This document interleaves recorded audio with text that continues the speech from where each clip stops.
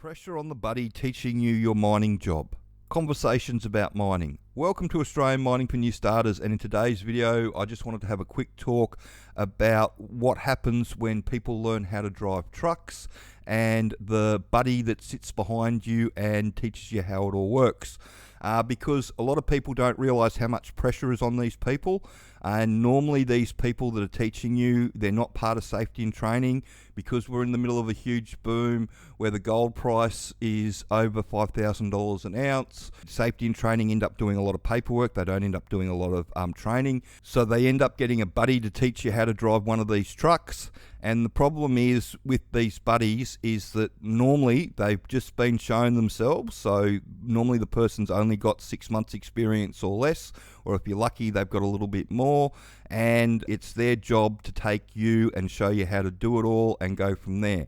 So as you can see, the cab of these trucks doesn't look very big because they're not, and there's a little dicky seat that folds out behind on a lot of these trucks. Some of them are single seats, there's no room, but most of them with that little second bit of glass in there, there's a dicky seat in behind that you sit in.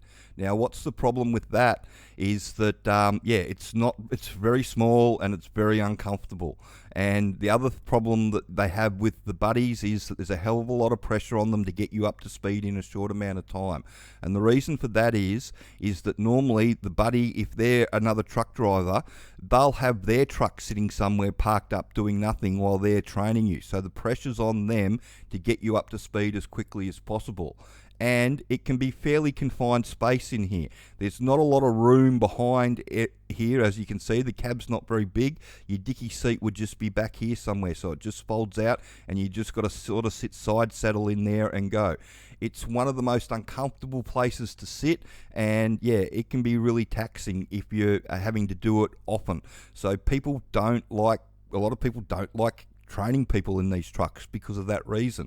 And then I'm just going to show you this video quickly to show you what can happen if you're sitting in the back seat of one of these trucks. And I'm just going to mute it so we don't have to listen to it jumping up and down. But you see how violently that's moving around? The seat that the person's driving on, that's got lots of suspension. That's going up and down, and that's why they're moving up and down as the camera's moving up and down in the seat. The person sitting behind them, that's just a flat bit of wood, and you're flying all over the place. It can be the most uncomfortable thing you've ever done in your entire life.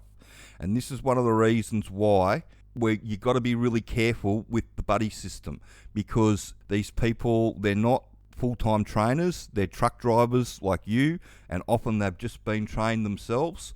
And what ends up happening is that, you know, there's a hell of a lot of pressure put on the buddy, and you'll go and do your week or your 2 weeks training with them. If you've got to do 100 hours, then you'll do at least 10 shifts with them. And then after that, the shift boss and the foreman will want to know when that person can go out on their own. And the longer the person needs the buddy in there with them, the more the pressure's ramped up on everybody, including the buddy. And then at some point, the shift boss or the foreman's going to approach that buddy and say, is it worth investing any more time in this person or not? Especially if they're not out on their own, you know, within a couple of weeks of doing the training. If it's dragging on into 3 or 4 weeks or even longer, then at some point a decision's going to be made whether it was worthwhile keeping on going with you, or whether they're just going to cut their losses and let you go. And they can do that in a number of different ways. They can either tap you on the shoulder and say, thanks, but no thanks, this isn't working out. That doesn't happen very often. What normally happens is that they push you out to be on your own in one of these trucks, and people end up self-culling. So they'll be told that they're ready, they'll get a ticket, they'll get told that they can go down, and when they don't keep up for the first couple of days, most of them put up their hand and say, get me the hell out of here. So that's one of the reasons why, you know, there's a lot of pressure on the buddy showing you how to do these jobs, especially the truck driving job. That dicky seat in the back is a really uncomfortable seat, having sat in it for, you know, a lot of times, having taught a lot of people how to drive trucks over the years. It's not a pleasant experience. If you're lucky enough to have a mine site where they've got a designated person that actually teaches you how to drive trucks, that's great. but those mine sites are few and far between. And the other problem that happens when you go through a boom like this, normally they've only got one person on site that's doing that, and most sites in the middle of the boom are training multiple truck drivers at any one period of time, and that's where the buddies come into it all. So just be aware that, you know, that's what can happen. And the other thing that can happen with the buddies is there can be not a lot of communication. So if they don't know themselves, it's hard to communicate to you how to do the job properly if they're still trying to wrap their head around it. That's one of the reasons why we wrote the training back in the day.